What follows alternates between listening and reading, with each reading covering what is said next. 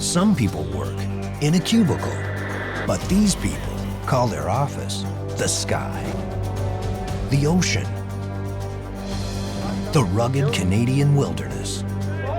This time on Truth, Duty, Valor, military search and rescue. They perform rescues from places no one else dares to go.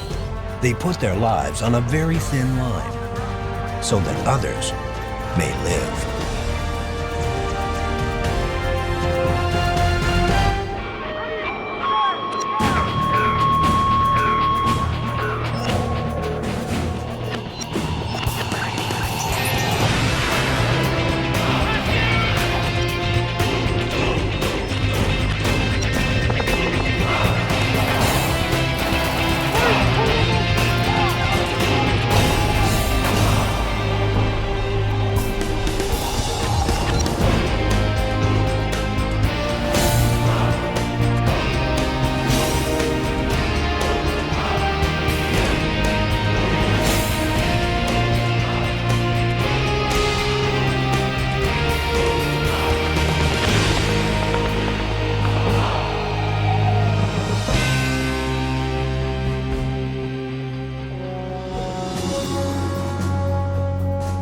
It's 7 a.m. on the West Coast.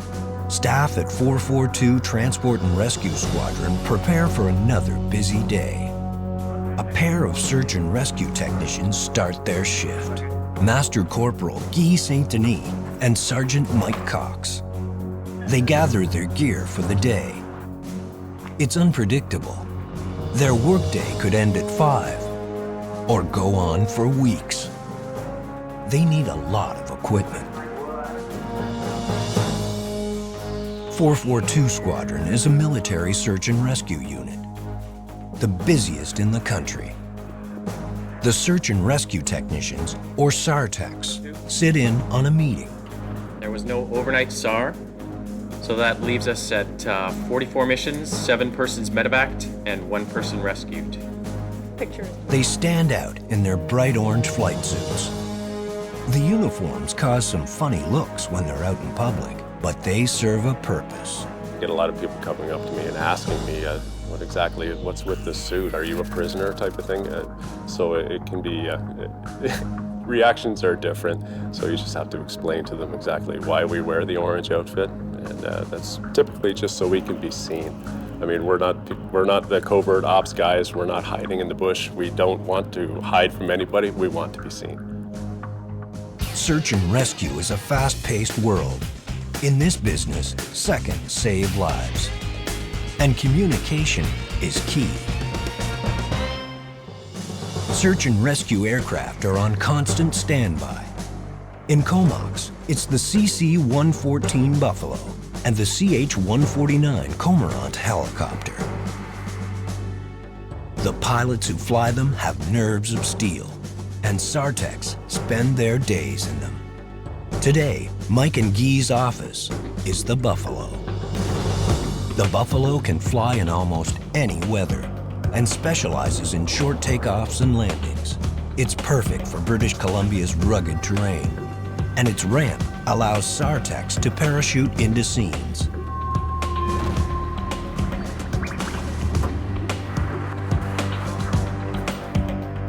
They pack the aircraft. In it is everything they need to save a life in the worst possible conditions. Search and rescue technicians are paramedics, but with an edge.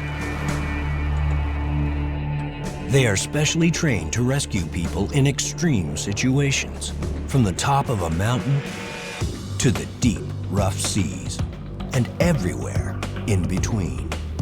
They are survival experts, fueled by courage. For the next 10 hours, if you're in deep trouble in Western Canada, it's probably this team who will rescue you. They have no idea what their shift will bring or how long it will be. Their day could end with a nice dinner at home with their families, or they might be stuck on an ice floe with an injured hunter in the Arctic, and that's how they like it.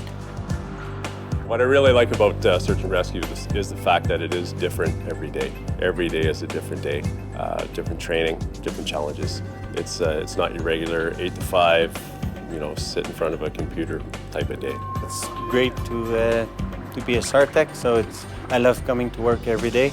I'm happy to show up here and to do the training of the day or whatever the day will bring.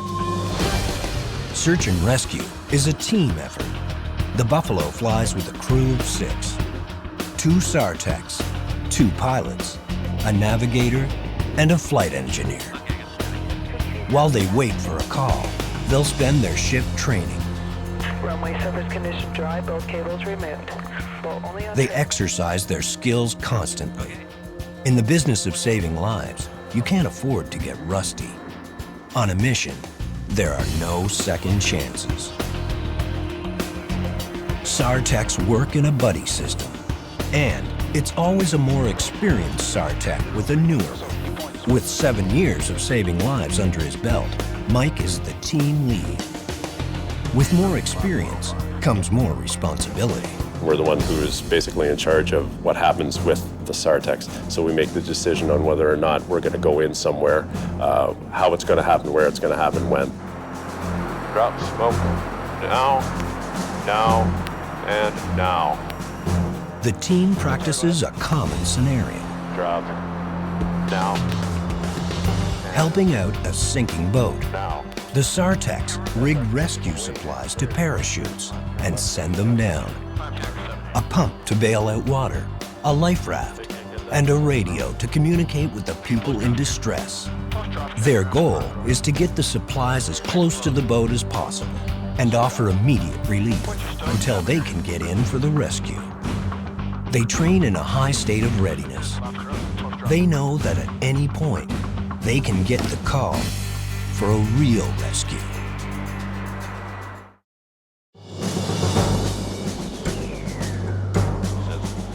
SAR techs train while they wait for a distress call. It can come at any time. They practice their drills for a downed aircraft, a common distress call for the British Columbia area. The Piper did break out of individual condition. All contact with them. Last radar blip was 4 miles west of Cache Creek. For the training scenario, there are survivors. Drop message. Now. Message away and clear. Clear to climb and maneuver. They send down a communication device. If the people aren't injured, there's no reason to jump in. Injured people are often stuck in remote areas, and the quickest way to reach them is by parachute.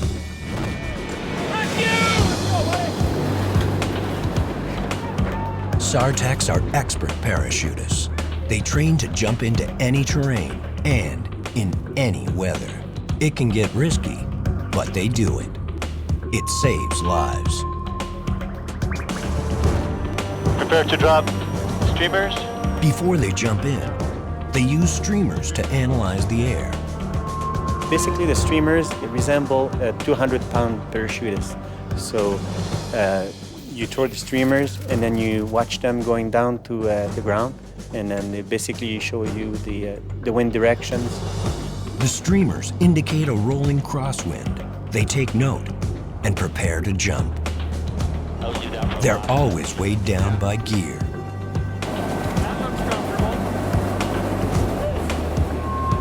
We're gonna pass right over top of it right now. Like in about, 5-10 seconds. Okay, I'm good on comms. Check, have a good jump. On every mission, they jump in with medical supplies and survival gear. Sometimes they jump in and have to wait days for a pickup. 2 jumpers away, clear. Check. They jump into an open area. No one wants to get hurt in a training scenario.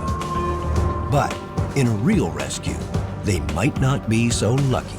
If there's no open area, then you have to go in the trees. So you'll have to go to the tallest when there's the most concentrated.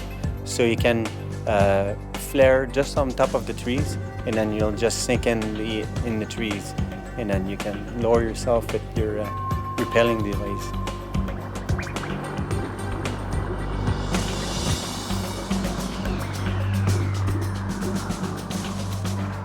It's nice to jump on a day like today. Nice and sunny. Parachuting at night can be especially dangerous. But when someone's in trouble, they do what it takes to get them out. We have what's called Lu-2B flares inside the aircraft. We can dump these out. These things have 2 million candle power, and they just light up the sky. It's a sight to behold. So in this kind of terrain, mountainous terrain, it can be pretty dangerous. There's high timbers here. You got to know what you're going into. You can't be approaching the ground without having some source of illumination. Canada is a large country, and Canadians are active people, especially in the summertime. When you're in distress and in the middle of nowhere, it's a Joint Rescue Coordination Center, or JRCC, that takes the call.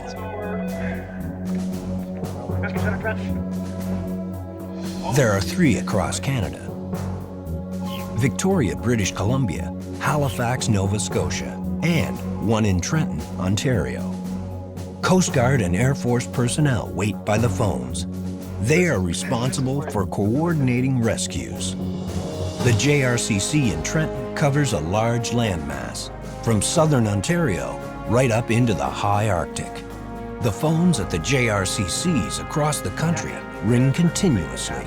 Head out the weather was too poor to send a helicopter from either Bagenville or here. At one of the phones is Captain Livio Perenlizzi. He flew the Labrador helicopter for 11 years at various search and rescue squadrons across the country. It averages out to about 10 cases a day throughout the year. The summer months being notoriously busy as compared now to right now we're at the start of the spring season. It's not as busy because there's still ice out in the Great Lakes. As soon as that ice melts, the number of marine cases goes up exponentially. If the call is serious, they'll contact the closest military search and rescue unit. These units are spread out across the country. Together, they provide search and rescue to all of Canada and out to sea. In Canada, there are around 130 operational SARTECs, and search and rescue aircraft are on constant standby. The nature of the calls vary from region to region, mostly because of the landscape. In particular, here in Trenton, most of our cases are in response to marine emergencies because, let's wait for this phone call, because of the high number of marine emergencies that we have in the Great Lakes, because of the concentration of people. The eastern coast of North America, a rugged and wild coastline, surrounded by the icy North Atlantic. They call it the Rock. The Cormorant helicopter is a common sight in this area. The Rock is one of the busiest places in Canada for rescues. This search and rescue team is from 103 Squadron in Gander. They're in St. John's for an exercise with their small unit. We have a Cessna 206 that's overdue on a flight itinerary since last evening. I have a picture of it here available. That is not the aircraft itself, but that is the type of aircraft that they'll be searching for. Their first scenario will exercise their medical skills. Somewhere out there is a plane crash, full of casualties. But first, they have to find it.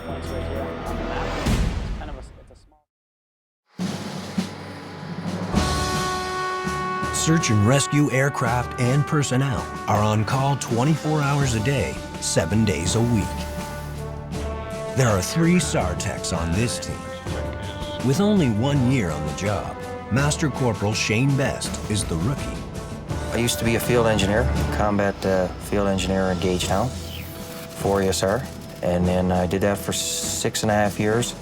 I went firefighter and did that for a couple of years, and then I applied for SARTEC. I got in. The crew members scan the landscape for signs of the downed plane. Searching is very strenuous. Shane, you okay in that window in front of the bit? Yep. They switch up often. Tired eyes could miss an important clue. And you have a bit more experience than I do doing searches like this, so anything you could offer up is pretty much appreciated. The search is often the longest part of a rescue. Longest search, I suppose, probably about 2 weeks, roughly. It gets a bit tiresome after a while, but yeah, it's fairly grueling. The search and rescue team searches for a plane crash. This is just an exercise and is conducted in the best conditions.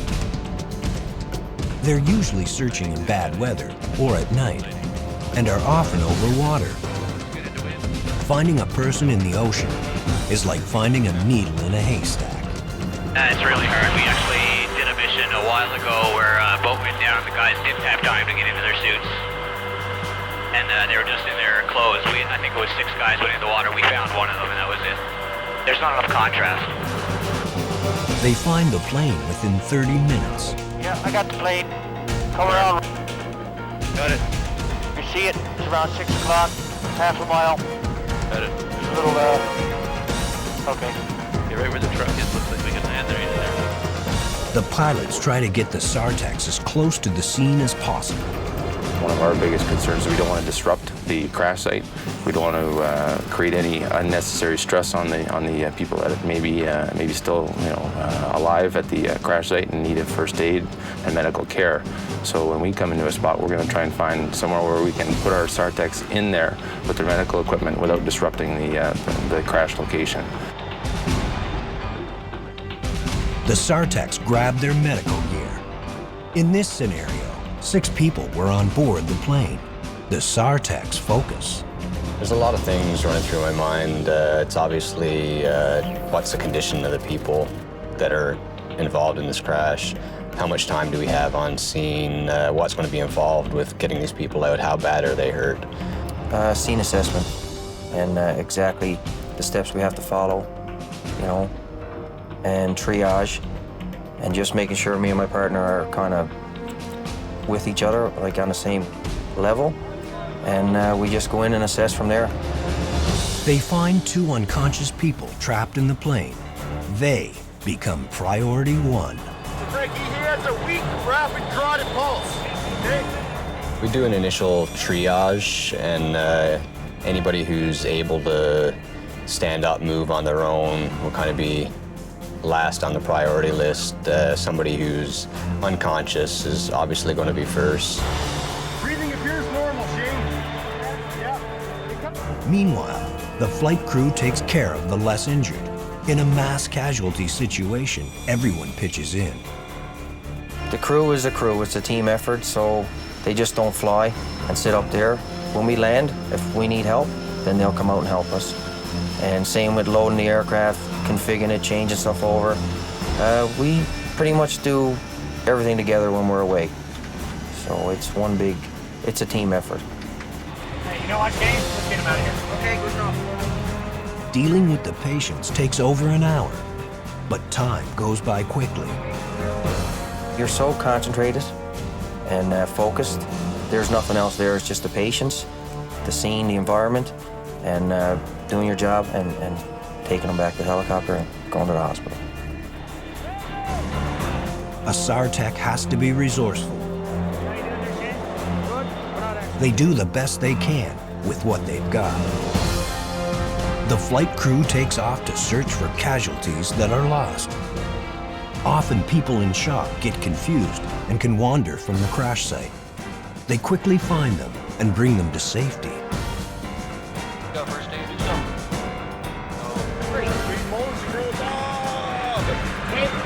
All right, buddy, we're getting there. Doing well. Friends already on the plane, and the rest of your friends are there too. The Sartec's goal is to sustain people the best they can and get them to a hospital. Sometimes the environment makes it hard to get the job done. There were actually 2 people in there that were quite hard to extract just because of the size of the fuselage, and we had to remove one person in order to get the other person out. So regardless of what kind of condition they were in, we had no other choice but to take the first guy out before we could get the second one out. Sergeant Greg Smith, a Sartec of 15 years, evaluates their medical practices. He's impressed. Overall, given that these two fairly young search and rescue technicians had to deal with 6 people that were involved in an airplane crash, 2 of them were critically injured, 2 of them were in fact missing. They did pretty good. It was an hour and 12 minutes from the time they got on scene to the point where they stabilized 2 critically injured people, had found all 6 people, and were ready to evacuate these people off to a hospital. So that's certainly a job well done. A lot of lessons learned today, but a job well done, that's for sure. It's convenient when the helicopter can land near the victims. The next time, it won't be so easy.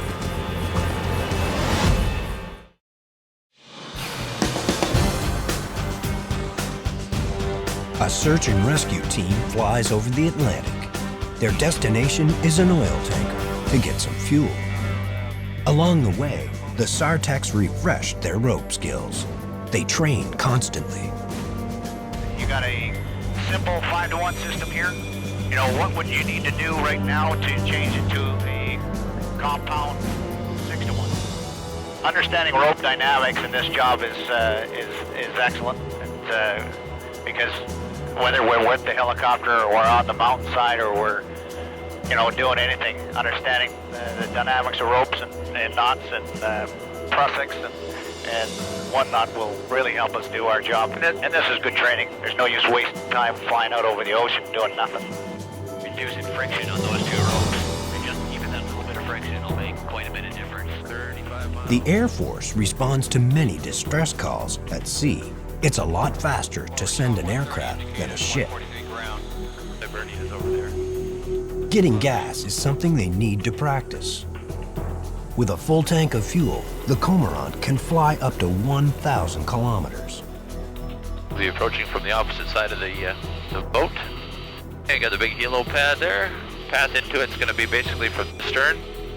New Cormorant pilot, Captain Brandon Duguay, is flying under the watchful eye of an experienced pilot. It's his first time landing on a moving platform. Right, slider left. Yep. 250 feet for 120. Yeah, that's looking good now. It's actually the first time that I landed on a pad on a moving vessel. So one of the main things I found was references. As you're flying in to the pad, you're trying to find references to stabilize yourself, and all you have to look at is the water. And if you're lucky, if you're sitting on the right side, you'll have some of the vessel to look at. And so I found that quite challenging, but it's a really good experience. Search and rescue pilots are challenged regularly. Bravery is mandatory. Depending on the weather and terrain, the job can be hair-raising. The challenges are what attracts people. The whole search and rescue aspects of things, it's very unpredictable, and you don't have much time to rehearse, so every job or task or mission, it's different. In Western Canada, the pilots have different challenges and a whole different set of obstacles. Captain Sean Morris is a Cormorant pilot at 442 Squadron in Comox. He's worked in search and rescue on both coasts. British Columbia, it's quite diverse. I mean, an hour flight from here, you can be in an entirely different geographic region, operating at mountain peaks 7,000, 8,000, 9,000 feet. Take off here on a nice sunny day, and 2 hours away you're dealing with snowstorms, -20, and it's very, very demanding here, very challenging. Sean remembers the most challenging SAR mission he's ever flown, a night mountain rescue. That was by far challenging for weather, for flying skills, and for decision-making on whether to go or not go. It was raining very hard. The aircraft was shaking because it was raining so hard. The winds were up to about 50 miles an hour, 50 knots, somewhere in there. And visibility, I could see very little in front of me. Again, nighttime, no lights where we were. We're in a secluded area. Then they're raining the whole time, and then up on the hills, we were actually in the cloud for just ascending tree to tree through about 900 feet of cloud. Again, using night vision goggles and seeing little bits here and there, enough to get all the way up. In the end, worked out well. Got them off the cliff, but it was pretty exciting at times. SAR crews will help people in almost any kind of condition, but there comes a point when it's too dangerous even for them. If we go any further, then we're going to become victims of ourselves, and then we will need to be rescued. So we don't want to go that far. And that's the toughest thing one of the toughest things to do in search and rescue. How far do you go if you go that far? Pretty much regardless of the situation, we treat that almost as if it's one of our own family members that's out there waiting for us to come and pick them up. So, we definitely we go out in some pretty bad conditions, and when we do a mission and we have to turn around or we have to abort a mission, it really hurts us a lot because we never want to fail. SAR crews have to be masters of getting in and out of dicey situations. The best case scenario is to land near the people in trouble. It's the safest scenario for everyone involved, but that's rare.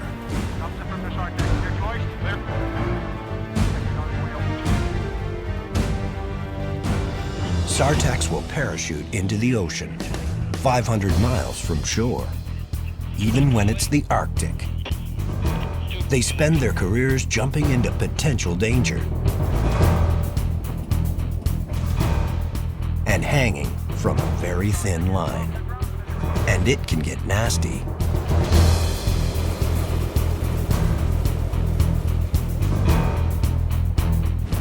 Often, the SAR-tech is dangling over a moving target. One sailing fast through icy seas and huge swells. It's risky, but there's someone on board that needs their help.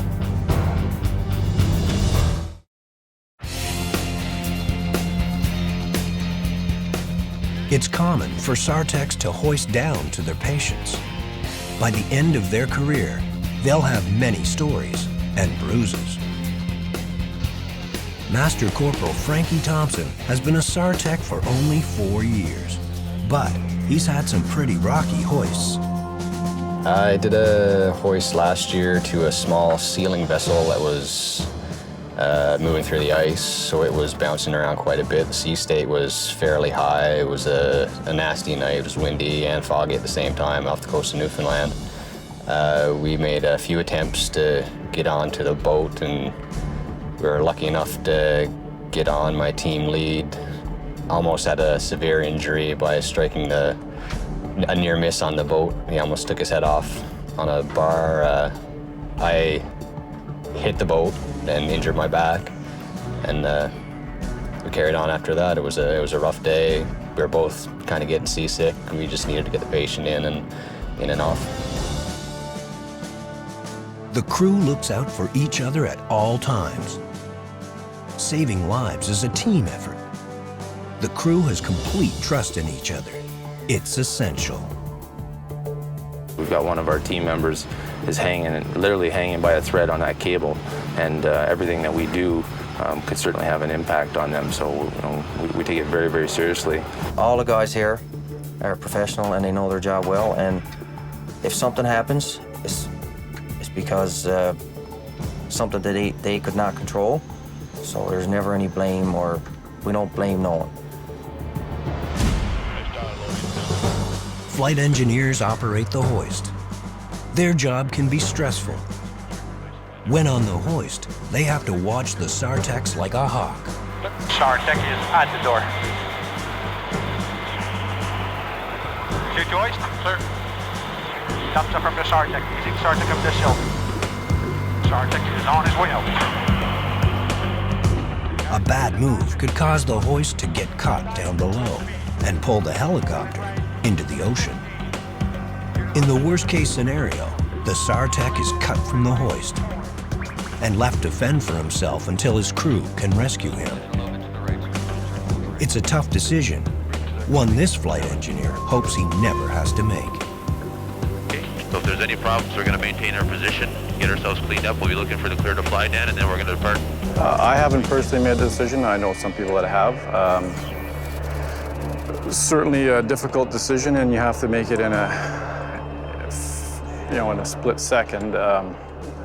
Why I would make that decision, and that would be, I said, very difficult to do, and that would be to preserve the lives of the many as compared to the lives of the few. But I hope I never have to make that decision. Every rescue has an element of danger. It's a job with a high injury rate. Some say 100%. There's so many things that can happen to you, so that's why most of people have an injury by the end of their career. Yeah, I've got my share already. Despite the risks associated with the job, it's something they do with passion. They focus on the reward, saving lives. Stay back in range. SARTEC is off the ground. We're in that situation because of this person. They're either ill or injured, and they're uncomfortable. You try to put yourself in their shoes, especially when you're thinking about doing the mission, whether you're going to call it off, depending on the conditions. This person is on the boat, they're sick, they're injured, they want to get off. You do think of their families, you do think of what's going through their minds, and I think that drives your focus and pushes you a little bit further to maybe go the extra mile to get these people back to safety. They are neither fearful nor fearless. They see it as just part of the job. It's more managing risk. I don't really call it fear. Nobody really gets all that afraid in the job. It's just knowing what's safe and knowing what's not safe and knowing when to go and when not to go. You just kind of focus on what you're doing, the needs of the patient, the safety of our crew.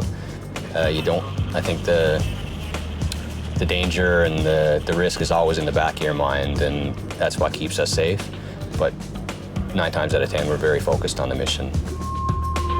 Okay, we're gonna need some gentle flying, the best you guys can do back here. Okay. Just go straight level for a bit. Straight level for a couple of minutes. Yep. Becoming a SARTEC is challenging. Many try, but few are selected.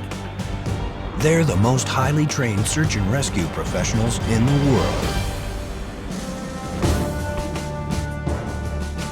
19 Wing in Comox is where SARTECs are made, but their classroom is the wilderness. The SARTEC course is only a year, but it's the longest year of their lives, and one of the toughest courses in the military. There are few breaks, lots of pressure to perform at their best. Come on, boys, go, boys, go! And of course, lots of physical conditioning. 41, They spend the first part training to be paramedics. Then they work on a variety of outdoor adventure skills: diving, sea and land survival, mountain climbing, avalanche techniques, and parachuting during the day and night into the water and trees. They learn to master every type of terrain and every type of adventure. They even spend weeks in the high Arctic, living outside. That was probably one of our craziest moments for sure. We're running into polar bears, 3 of them to be exact, minus 62, minus 63. Coldness, I thought I've been in cold weather before. I do a lot of ice fishing myself, but that was an eye-opener for sure. If you stopped moving for only a few seconds, you would have froze solid. The last phase before their finals takes place in the Rocky Mountains. If you're going to be a SARTEC, you can't be afraid of heights.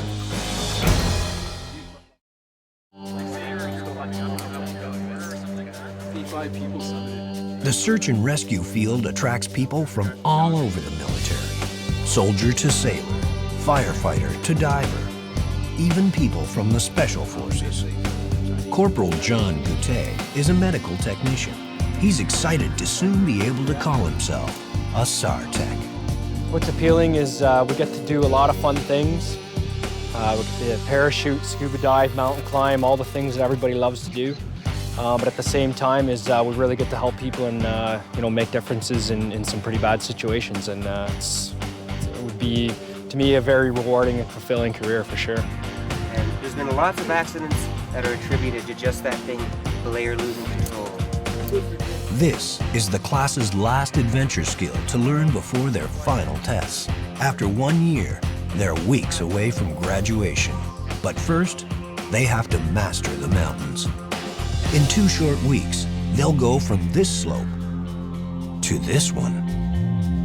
we're trying to do it in 2 weeks. It would take at least 3 in the civilian world to pull off the same thing.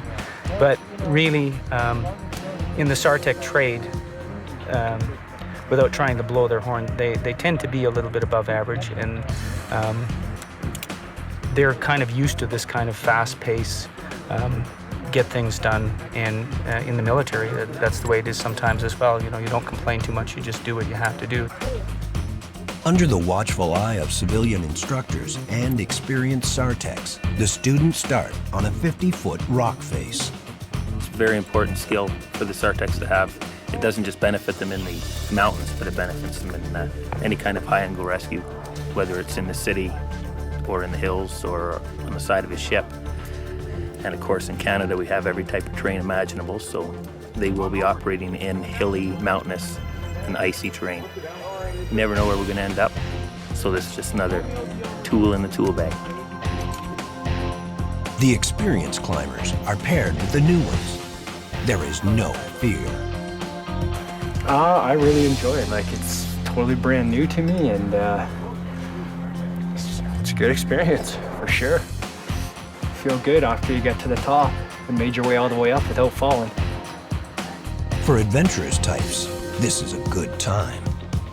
It's like having 15 other brothers. There's 16 of us, and we all have the same frame of mind, same attitudes. It's yeah, they really. It's a certain type of personality that I think comes along with the job for the most part. The instructors quickly move them to a bigger slope.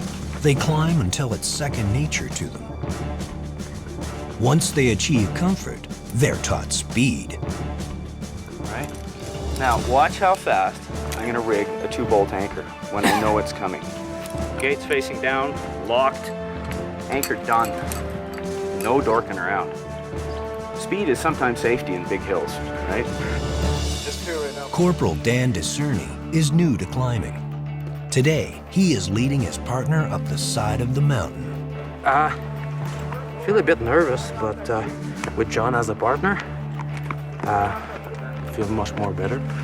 And like I said, we'll go slow, but safe. So now basically what I gotta do is wait for him to tell me that he's on belay. Once he says that, then I know I can climb. He's not pulling me up, but if I was to fall, it would rescue me. Dad, did you say you're on belay? Okay, John, climbing! They take to the mountain like naturals and plug away until they succeed. It's the SARTEC way. Falling down this rock face would cause a lot of damage. It's not like falling through the air. On this fall, you hit ledges the whole way down. The higher they go, the more confident they become.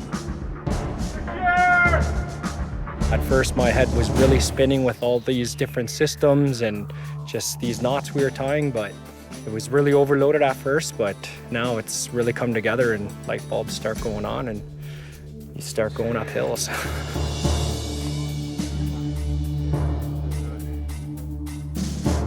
Dan leads his partner to the top. He's anxious to put his new skills to the test. C'est ce qu'il y a de plus valorisant parce que si on regarde ça, on saute en bas des avions, on grimpe les montagnes, on plonge pour venir en aide à un patient ou une personne en détresse. Fait que peu importe si c'est de recherche et sauvetage ou tout citoyen qui vient en détresse, vient en aide à un détressé, ben, c'est la chose la plus valorisante que tu peux faire. Donc si tu le fais comme métier, il n'y a rien de plus valorisant. The experienced climbers get to the top first. Bad day up here. Day at the office. Yeah. I've climbed a lot before, but I'm a little bit rusty, so sort of getting back into it and getting your courage back, I guess, is for me is the way to put it. It was good. It was fun.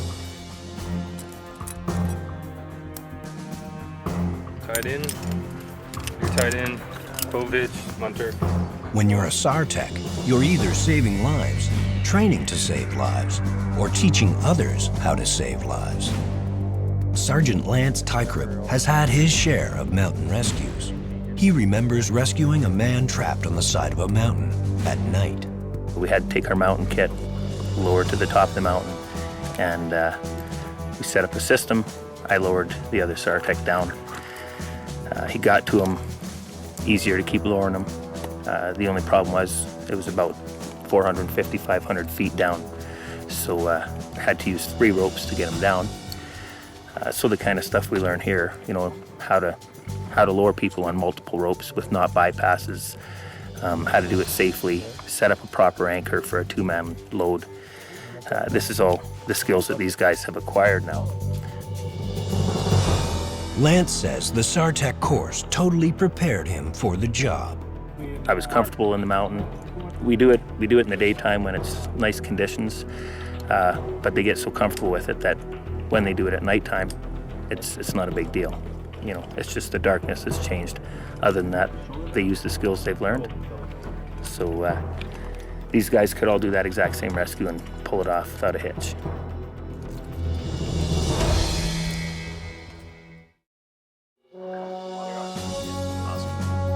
Well, sir, second lieutenant, area 442 ops. Just keep trouble. Back at 442 Squadron, it's business as usual. The SAR team in Comox is finishing their shift. They didn't get a call today. They'll get to go home and have dinner with their families. This time, it's just the luck of the draw. They never know what tomorrow will bring. When that pager goes off, you have to drop everything and run. So, I mean, there's a bunch of times it's gone off where it's been very inconvenient, whether it's some private time with your wife or, you know, planning a birthday party for your children or getting ready to cook a big steak on the barbecue and next thing you know, the pager goes off. You could be gone for the next week or 2 on a mission, and that was all just a distant memory of what you were doing. They work hard and play hard together. They never stop, even on their days off. Typically, we're described as people with A-type personalities, so the guys are, you know, pretty aggressive. Some people call us adrenaline junkies, but really that's not the case. We enjoy having a good time. I mean, we do a lot of stuff that people pay money to do. We all like the adventure. We all like everything in the trade, and so that's what makes it fun. And everyone is the same. Everyone has the same goal, like our motto, so that others may live. We're a small trade, not a lot of us in the Canadian Forces, so we're a pretty tight-knit group. We, you know, we work hard, we play hard. We typically play together. You know, we hang out together, we have our parties together. You know, we're a very tight-knit bunch. We like to crap on each other, just for fun. But you know, we all mean a lot to each other. You know, we look after each other. We're a family. Rescue! For the SAR-Tech students, it's the moment they've been waiting for, graduation day. Like all SAR-Techs before them, they jump into the ceremony.